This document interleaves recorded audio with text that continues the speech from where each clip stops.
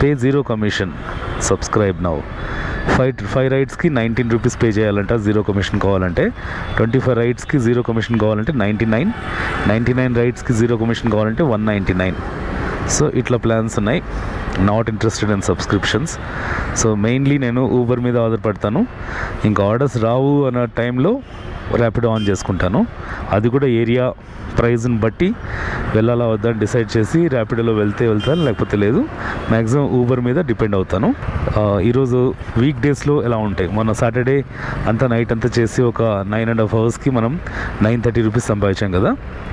ఇప్పుడు వీక్ డేలో ఎలా ఉంటుందో చేసి మీకు చూపిస్తాను. సెకండ్ పికప్ కూడా ఇంకో అమ్మాయే. ఊబర్